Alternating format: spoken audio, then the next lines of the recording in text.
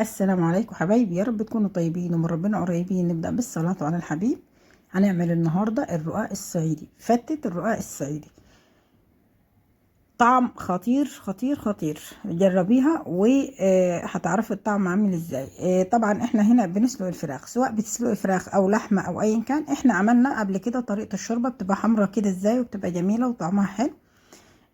فانا مش عايزة اطول عليكم الفيديو عشان احنا عملناها قبل كده مع بعض. فانا حطيت الفراخ تتسلق، وبعدين هجيب بصلتين حلوين كده كبار، واحط زيت او زبدة وزيت، واقلب في البصلة، واحط ملح وفلفل، وهنفضل نقلب في البصلة. نهدي عليها، ما نخليش النار عالية قوي عليها. قلبي فيها كده لغاية ما تبصي لونها يبقى بني كده، وجربيها هتعجبك قوي. تبقي مثلا كتير جايبه رقاق او بتعملي بيه صينيه او اي حاجه فبيفيد منه المكسر، اعمليها بالطريقه الحلوه دي هتعجبك قوي.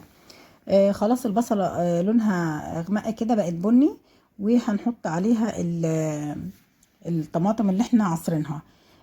البصله بتاعتها بنخليها تغمق شويه، مش زي اللي بنعملها للطبيخ والكلام ده كله، بنعملها ني في ني او بندبلها. اتسبكت الطماطم خالص، وبنضيف عليها الشوربه. بعد ما اتسبكت خالص كده، والفراخ بتاعتنا كمان استوت، فبنحط شوربة على البصلة بالطماطم اللي هم خلاص اتسبكوا في بعض. بنزود شوربة على قد ما هي هتسقي معانا الرقاق.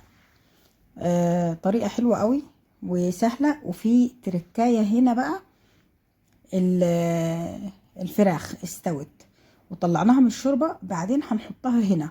ممكن تخليها يعني تستوي في الشوربة، تبقى ناقصة حاجة بسيطة قوي قوي، ما تهريهاش يعني، فتكمل في التخديعة دي. سواء لحمة او فراخ، على فكرة بتعمليها وعملت التركاية دي، والله الطعم بيروح في حتة تانية، بيبقى روعة روعة روعة. جربيها. ولو مش عندك رقاق وعايزه تعملي الخلطه دي وتحطي فيها الفراخ واللحمه عادي، لو كمان بتاعه الخضار بتعمليها قبل ما تحطي فيها الخضار، حطي فيها الفراخ او اللحمه، تاخد لها غاليه كده فيها قبل ما تحطي فيها الخضار. التسبيكه بتاعه الخضار هتبقى حلوه قوي حتى لو انت مش محمرها بالشكل ده. ده عندي بقيه الرقاق اهو المتكسر، وهزيته بالمنخل عشان الدقيق اللي فيه، وحطيته في صينيه، وسقيت بيه الشوربه، البصله والقوطه اللي انا عاملاهم وتسبكوا، وبعدين حطيت عليهم شوربه حلوه كده جميله، وسقيت عليهم على الرقاق، حطيتهم على الرقاق. بيبقى طعمها حلو قوي قوي قوي وسهله وبسيطه. وعملنا جنبهم كمان حبه ملوخيه خضراء، والفراخ دخلناها الفرن، طلعناها من التخديعه دي، حطيناها في الفرن من غير ما اضيف عليها قوطه او اي حاجه ولا صلصه. شايفين لونها بقى عامل ازاي؟ وصفه سهله وبسيطه. يا رب يكون عجبتكم حبايبي. شكرا والسلام عليكم.